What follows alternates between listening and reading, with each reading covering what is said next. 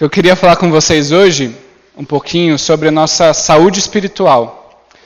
E para começar falando sobre isso, eu gostaria de fazer uma pequena comparação com a nossa saúde física.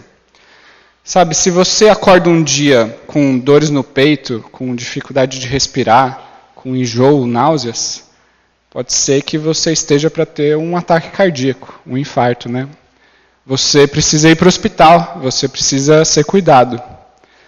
Quando você chegar no hospital para ser cuidado, você vai passar por uma bateria de exames. O médico vai pedir para você fazer exame de sangue, raio-x, ultrassom, eletrocardiograma, diversos exames, né? E se tudo correr bem, após esses exames que você fizer, você vai ter o resultado. E com esse resultado, o médico vai poder te dar o diagnóstico e recomendar a melhor forma do seu tratamento, né? A forma mais adequada para você.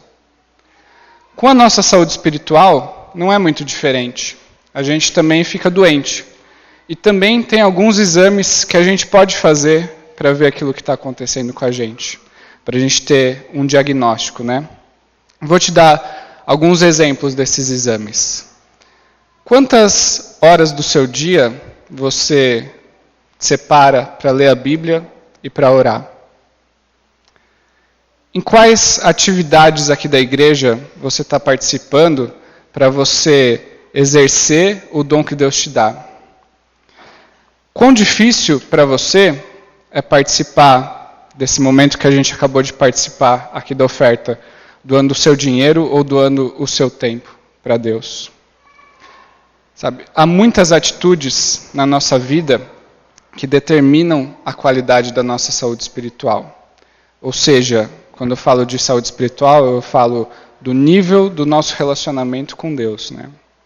E hoje eu quero falar com vocês sobre um desses exames, uma dessas atitudes que a gente pode tomar. E é uma das mais simples de todas, mas que tem um poder muito grande de diagnóstico. Diz muito sobre como anda o nosso relacionamento com Deus. E essa atitude é a nossa presença aqui, aos cultos, aos domingos. E eu gostaria de começar conversando isso com vocês hoje, respondendo uma pergunta que provavelmente já passou na cabeça de todo mundo, que é essa aqui: se ajudar. Pai, eu acho que eu preciso que você... Travou. Ah, agora foi. Essa é a pergunta. Eu posso faltar ao culto? Outra forma da gente perguntar isso é: eu tenho que ir todo domingo à igreja? Essa é uma dúvida que passa pela cabeça de muitas pessoas, né? Talvez seja a pergunta número 1 quando a gente trata do assunto culto de adoração a Deus. Mas, às vezes, por algumas razões, essa pergunta não é perguntada. Sabe, tem pessoas que não fazem esse tipo de pergunta porque acham que, fazendo essa pergunta, vão meio que parecer um pouco tapadas perante as outras pessoas, sabe? Meio que não entendidas do assunto. É meio que aquela situação que você escuta uma piada, aí você não entende, aí você tem que perguntar para uma pessoa te explicar a piada, sabe? Daí você fica aquela situação que você não entendeu. Tem outras pessoas que não fazem essa pergunta porque ficam com medo, acham que vão levar uma bronca de outra pessoa, né? Por simplesmente fazer essa pergunta. Quando, na verdade, não tem nenhum problema em fazer esse tipo de pergunta, né? Mas, enfim, a pergunta muitas vezes não é feita por diferentes razões. E o primeiro ponto que eu queria deixar bem claro, desde o início aqui, é que vir aqui ao culto, todo domingo, é uma questão de atitude. É uma questão de você colocar dentro da sua cabeça de vir aqui participar. A reunião da Irmandade, dos escolhidos de Deus, daqueles que Jesus chama como santos, para louvar e adorar a Deus, é um novo estilo de vida, que você vai construindo conforme você vai se desenvolvendo com Deus, conforme você vai desenvolvendo o seu relacionamento com Deus. Olha só o que diz lá em Atos 2, 41 até 47. Fala assim: os que aceitaram a mensagem foram batizados, e naquele dia houve um acréscimo de cerca de 3.000 pessoas. Eles se dedicavam ao ensino dos apóstolos e à comunhão, ao partir do pão e às orações. Todos estavam cheios de temor, e muitas maravilhas e sinais eram feitos pelos apóstolos. Os que criam mantinham-se unidos e tinham tudo em comum. Vendendo suas propriedades e bens, distribuíam a cada um conforme a sua necessidade. Todos os dias continuavam a reunir-se no pátio do templo. Partiam pão em casa e juntos participavam das refeições, com alegria e sinceridade de coração, louvando a Deus. Esse negócio aqui não está dando muito certo. Louvando a Deus e tendo a simpatia de todo o povo. E o Senhor lhes acrescentava diariamente os que iam sendo salvos. Essa passagem não é apenas um comentário sobre como os irmãos viviam lá no primeiro século. Muito pelo contrário, ela serve como um ensinamento sobre como nós devemos fazer as coisas aqui hoje e agora, aqui e agora, na nossa congregação. Nós precisamos gerenciar melhor as nossas vidas. Voltam aí para mim, por favor. Nosso trabalho, a fim de possibilitar com que a gente chegue cada vez mais próximo do nosso objetivo. E qual que é o nosso objetivo? Nosso objetivo é agradar a Deus. Nossa casa, nosso trabalho, nossos parentes, nossos sentimentos não podem nos aproximar de Deus tanto quanto a reunião dos irmãos aqui pode. O ajuntamento daqueles que são santos pode. No entanto, eu já queria também falar isso logo de início, haverá momentos em que você vai precisar faltar ao culto. A gente sabe, acontecem situações em nossas vidas que a gente não consegue estar presente aqui em todo momento. Mas há razões adequadas para você fazer isso. Eu não vou ficar aqui listando para você todas as razões adequadas para você faltar ao culto, porque isso seria impossível.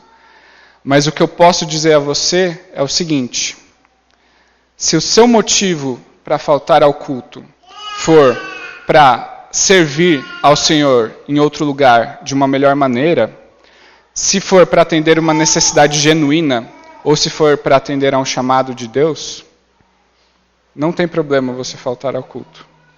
Não tem nada de errado. Agora, se você falta ao culto simplesmente pela sua falta de atitude, para atender fins egoístas, ou então para evitar a comunhão entre os irmãos, aí sim há um problema com a sua atitude. Então, sabendo de tudo isso, já dito tudo isso, eu gostaria de dar para vocês 3 bons motivos para você não perder um culto. Então, preste bastante atenção nesses 3 motivos. Analise se esses motivos são realmente os bons motivos para você vir ao culto. Se você concordar com tudo isso que eu vou dizer agora, não pense 2 vezes, pratique, certo? O primeiro bom motivo é que estar aqui todo domingo agrada a Deus. Deus sempre desejou que o seu povo o adorasse e que eles fizessem isso frequentemente. Olha só alguns exemplos. Vamos começar lá no Antigo Testamento. Salmos 69, 30 a 31. Louvarei com cânticos o nome de Deus. Quero exaltá-lo com ações de graças. Isso será muito mais agradável ao Senhor do que um boi ou um novilho com chifres e cascos. Isaías 56, 6 e 7 fala assim: E os estrangeiros que se unirem ao Senhor para servi-lo, para amarem o nome do Senhor e prestar-lhe culto, todos os que guardarem o sábado, deixando de profaná-lo, e que se apegarem à minha aliança, esses eu trarei ao meu santo monte e lhes darei alegria em minha casa de oração. Seus holocaustos e demais sacrifícios serão aceitos em meu altar, pois a minha casa será chamada casa de oração para todos os povos. Deus ele foi muito específico em manter as pessoas fiéis ao dia e à forma como as pessoas tinham que adorá-lo, né? Aqui eu só queria reforçar, né, abrir esse parênteses, que nós estamos lendo uma passagem do Antigo Testamento. Então, a gente está tratando sobre a velha aliança, né? A forma como Deus era adorado não é a forma como a gente adora hoje. Mas o ponto a se destacar aqui é que Deus gostava de ser adorado. Agora, indo para o Novo Testamento, a gente vê lá em Efésios 5, do 17 até o 20. Portanto, não sejam insensatos, mas procurem compreender qual é a vontade do Senhor. Não se embriaguem com vinho, que leva à libertinagem, mas deixem-se encher pelo Espírito, falando entre vocês com salmos, hinos e cânticos espirituais, cantando e louvando de coração ao Senhor, dando graças constantemente a Deus Pai por todas as coisas, em nome de nosso Senhor Jesus Cristo. Então, Deus deseja que nós estejamos envolvidos em atividades desse tipo quando nós nos reunimos, ao invés da gente procurar satisfazer os nossos desejos mundanos. E Paulo foi bem claro nesse trecho aqui de Efésios, né? Ele disse: procurem compreender qual é a vontade do Senhor. E daí ele começou a listar, a descrever qual é a vontade de Deus. Sabe, você sempre vai ter o poder de decidir aquilo que você fará nos seus domingos. Sempre. Mas lembre-se de uma coisa. O culto de adoração a Deus sempre será a escolha que mais agradará a Deus. Olha só essa passagem de Hebreus. Hebreus 13, do 15 até o 16. Por meio de Jesus, portanto, ofereçamos continuamente a Deus um sacrifício de louvor, que é fruto de lábios que confessam o seu nome. Não se esqueçam de fazer o bem e de repartir com os outros o que vocês têm, pois de tais sacrifícios Deus se agrada. Deus se agradava antigamente do povo adorando Ele, e Ele continua se agradando hoje. Alguns cristãos não se deram conta, ou talvez tenham esquecido, que agradar a Deus, como eu já disse, é o grande objetivo da nossa vida. Conhecer e glorificar a Deus é essencial se a gente quer encontrar um verdadeiro significado para nossas vidas. Quando nós louvamos a Deus, nós sabemos que a gente está fazendo a coisa certa. Você já parou para pensar, porque quando você vem aqui e você sai por aquela porta ali, parece que você está satisfeito? Parece que você se sente com as suas baterias recarregadas? Você já parou para pensar nisso? A resposta é muito simples. É porque você acabou de fazer aquilo que é certo. Você acabou de agradar a Deus. Quando a gente louva a Deus em espírito e em verdade, a gente alcança o objetivo fundamental da nossa vida. Perceba uma coisa também, né? Quando você não vem ao culto, você precisa dar uma desculpa. Como eu disse anteriormente, tem desculpas válidas e desculpas não válidas. Mas quando você vem aqui, você nunca precisa dar uma desculpa de nada. Sabe, você nunca precisou dizer a Deus o seguinte, assim, sabe? Ai, Deus, me perdoa porque eu estou aqui no culto hoje, eu deveria estar lá em casa consertando o telhado que está com goteira, eu deveria estar fazendo minha caminhada matinal. Não, você não faz esse tipo de coisa. Nunca você vai fazer isso. Então, nossa consciência fica absolutamente tranquila quando a gente vem aqui participar do culto, porque nós estamos fazendo aquilo que é certo. É claro que algumas pessoas vêm aqui ao culto por motivos errados. Todo mundo sabe disso, a gente não descarta, existem esse tipo de pessoas. Mas, se você vem aqui pelo motivo correto, você pode ficar tranquilo que você está fazendo aquilo que é certo e você não precisa dar desculpas. Agora, mais um bom motivo para você vir aqui todo domingo. É que, estando aqui todo domingo, você tem a sua fé fortalecida. Quando uma pessoa está passando por uma situação difícil, uma dificuldade, né? Você pergunta para ela o que ela precisa. Muitas vezes, antes da pessoa responder, eu preciso de comida, eu preciso de dinheiro, eu preciso de roupa, eu preciso de algum bem material, essa pessoa vai falar, eu preciso ter mais fé. Quando uma catástrofe acontece, isso fica mais claro, né? As pessoas que sofrem essa catástrofe, essas vítimas, elas passam por todo tipo de necessidade. E muitas delas, especialmente quando a gente vê em entrevistas de TV, elas falam, eu quero ter mais fé, porque todo aquele evento parece ter retirado a esperança da vida delas, né? Olha só mais um exemplo bíblico agora, né? Os apóstolos de Cristo, eles viram Jesus, testemunharam Jesus fazer muitos milagres. E eles mesmos também fizeram algumas ações poderosas. Mas quando chegou no momento de pedirem alguma coisa para Jesus, sabe o que eles pediram? Eles falaram, Jesus, aumente a nossa fé. Isso daí você pode ver lá em Lucas 17:5. Então, a fé, ela não é necessária somente para a salvação, mas ela também é necessária para a gente poder administrar os altos e baixos da nossa vida, e também para que a gente possa agarrar essa salvação, né? Então, a fé é algo muito importante, muito importante. Mas como a gente adquire essa fé? Como a gente mantém essa fé? E como a gente fortalece essa fé? O apóstolo Paulo disse o seguinte. Vamos. Dê para mim, por favor. Romanos 10:17.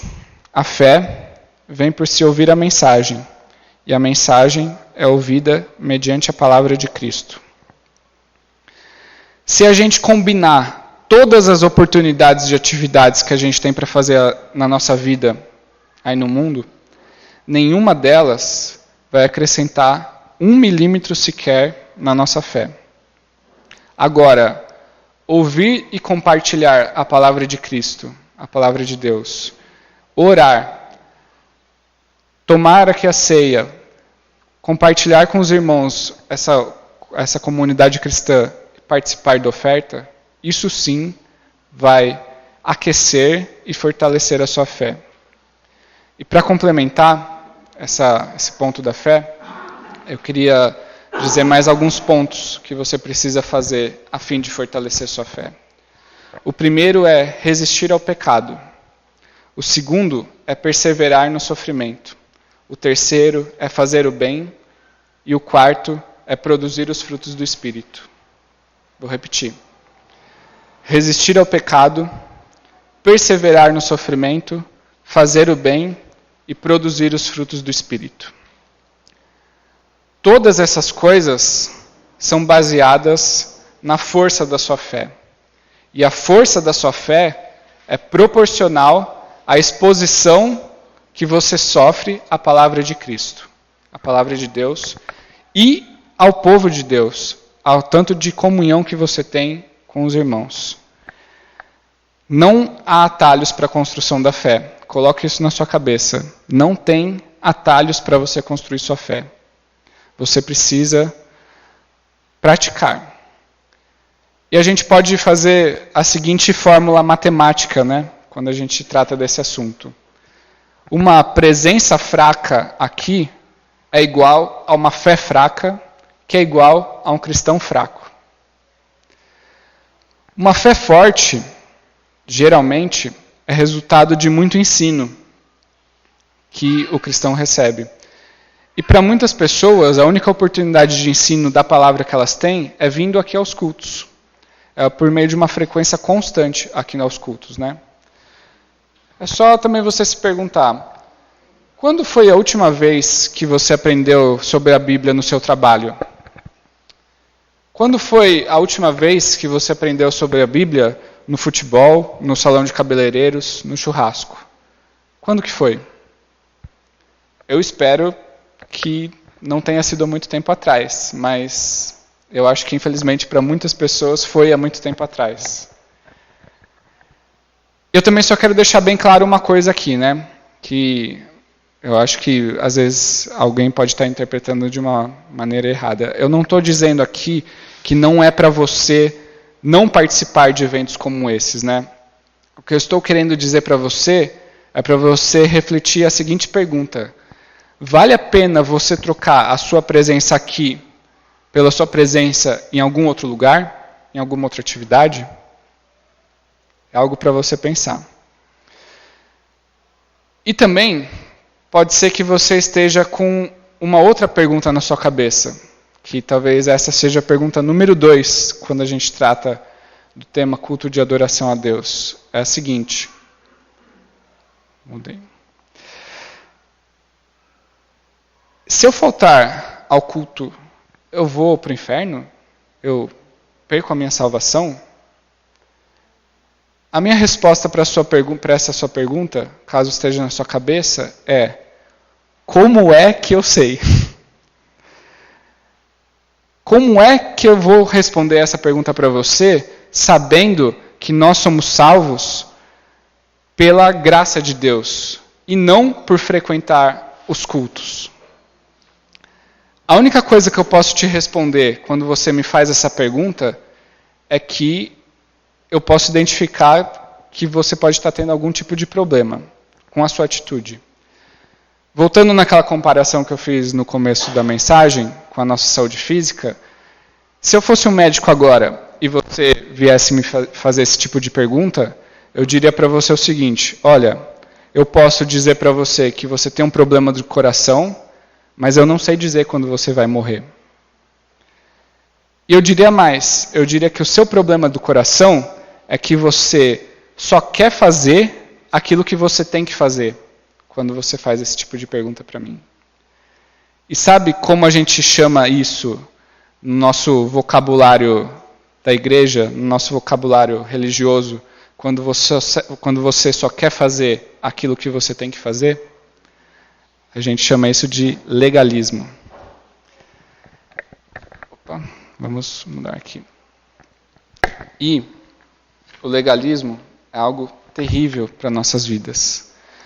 Porque essa sua atitude vai fazer você perder completamente a graça. Você está tentando obter a salvação por meio das suas obras. Esse tipo de pergunta revela uma falta de conhecimento a respeito da fé. Então você precisa vir aqui para você ter a sua fé fortalecida, para você aprender mais sobre a palavra de Deus, para você aprender mais sobre a graça de Deus e para você se livrar dessa maldição do legalismo. Porque se você se mantiver nesse tipo de atitude, não importa quantas vezes você vem à igreja, você não se salvará. Portanto, não me entenda mal. O que eu estou dizendo para você é que se você pensa que vindo ao culto você vai estar ganhando pontinhos com Deus, a sua conta vai estar aumentando, você é um legalista. E ser um legalista coloca a sua alma em risco. O que eu estou dizendo para você é que nós somos salvos pela fé, pela graça de Deus. Nós andamos pela fé, nós movemos montanhas pela fé e nós agradamos a Deus pela fé. E essa fé é concebida e nutrida toda vez que a gente vem aqui participar dos cultos. Então, por que você precisa vir aos cultos todos os domingos? Porque a sua fé precisa ser fortalecida. Você precisa estar aqui para se manter vivo e saudável, para que o mundo aí fora não te devore e não te engula. E agora, o último bom motivo para você vir aqui todo domingo é que, vindo aqui, você faz com que a igreja cresça. Olha só o que diz lá em Hebreus 10, 23 até o 25. Apeguemo-nos com firmeza à esperança que professamos, pois aquele que prometeu é fiel. e consideremos uns aos outros, para nos incentivarmos ao amor e às boas obras. Não deixemos de reunir-nos como igreja, segundo o costume de alguns, mas procuremos encorajar-nos uns aos outros, ainda mais quando vocês veem que se aproxima o dia. Só para a gente contextualizar essa passagem, né, o problema da igreja nesse momento aqui do livro de Hebreus é que os cristãos estavam fracos na fé. Eles estavam sendo tentados a voltarem a ser judeus, como eles tinham sido por toda a vida, né, deles, os cristãos do primeiro século. Sabe, quando eles eram judeus, eles tinham o templo, eles tinham os tesouros, o ouro, eles tinham a tradição, eles tinham os sacerdotes, eles tinham as festas, eles tinham muita coisa. E os cristãos, o que eles tinham? Bem, eles se reuniam em suas casas, eles não tinham qualquer tipo de pompa no culto deles, eles liam a palavra, o que tinha que ser feito. Então, eles começaram a achar, eu não estou tendo muita coisa aqui sendo cristão. Eles ficaram tentados a voltarem ao judaísmo, a voltarem a ter as práticas que eles tinham antes. E aí, o que aconteceu? A ausência deles aos cultos fez com que a fé deles se enfraquecesse. A fé deles se enfraquecendo fez com que eles não conseguissem resistir às tentações que eles estavam passando. A ausência deles aos cultos fez com que as pessoas ao redor deles também começassem a se desanimar. E aí a bola de neve foi só aumentando. Então, o autor de Hebreus, aí nessa passagem, ele tenta exortar os irmãos a darem um bom exemplo e a encorajarem os outros também. E é o que a gente precisa ter na nossa cabeça. A mesma coisa serve para a gente hoje. A nossa presença aqui é fundamental para o crescimento da igreja. Pessoas gostam de ver pessoas, especialmente quando são irmãos em Cristo. Então, a sua presença aqui já muda completamente a forma como o seu próximo enxerga tudo o que está acontecendo ao seu redor. Simplesmente a sua presença. E ainda é por meio da sua presença que você consegue fazer algumas outras coisas para as outras pessoas. Por exemplo, você proclama a Cristo para o outro e para toda a irmandade.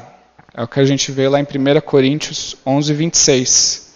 Uma passagem que a gente costuma ler no momento da ceia, mas que serve muito quando a gente pensa nesse assunto também. Você fornece um exemplo de Deus para os outros. É o que diz lá em Hebreus 10, 26 até o 29.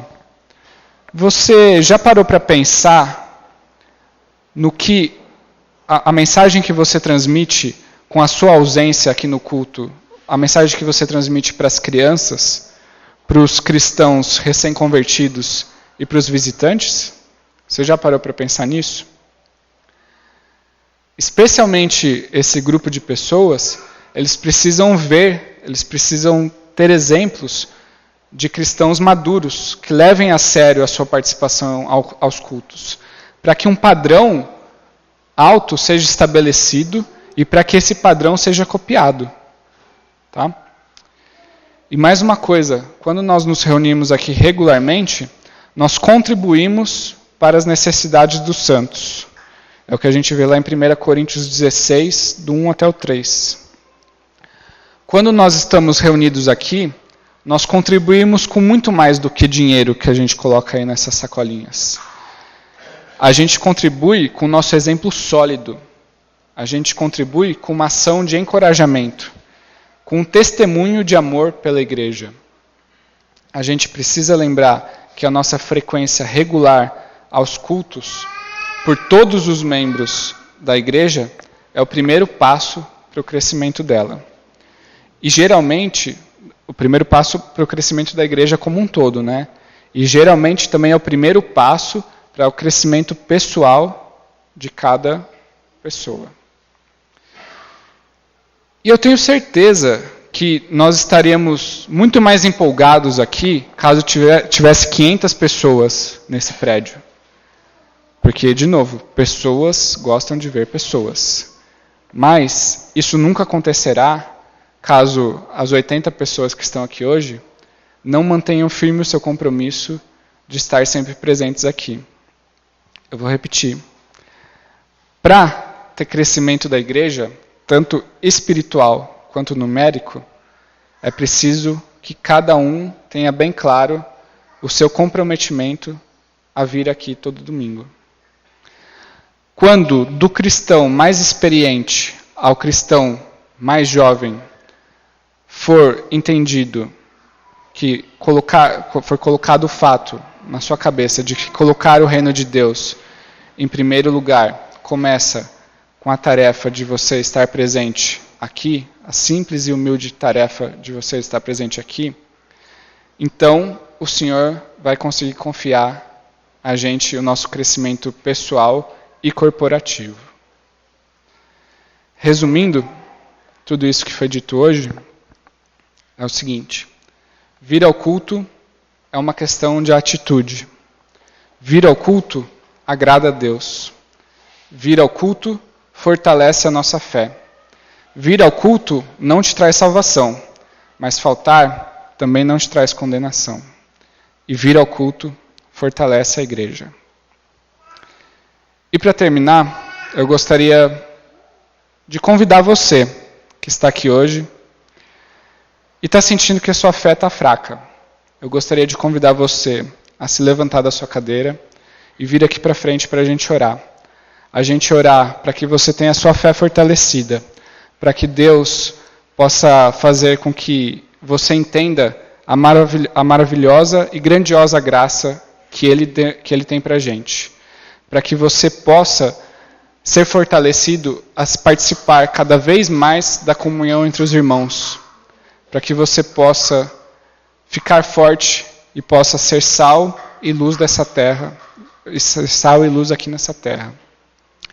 Então, se você tem esse desejo no coração, eu peço para você vir aqui para frente. Não precisa esperar eu acabar de falar, pode vir vindo. Mas eu também queria fazer mais um convite. Eu queria convidar você que está aqui nos visitando hoje, ou você que ainda não é batizado, e sentiu no seu coração o desejo de ter essa sua fé mais fortalecida. Você sentiu o desejo de conhecer mais a Deus. Eu quero também chamar você a vir aqui para frente para a gente orar. E caso você já tenha estudado sobre o batismo, olha, a gente tem um batistério aqui, a gente pode te batizar. Caso você não tenha estudado ainda sobre o batismo, a gente pode estudar para que você possa cumprir aquela vontade, a vontade de Deus, que é você ser batizado e morar com Ele para sempre no paraíso. Então, Jesus está batendo na porta do seu coração. Está lá. Deixa Ele entrar. A gente vai cantar um cântico, 2 cânticos. Enquanto a gente canta, você pode se levantar e a gente vai orando aqui.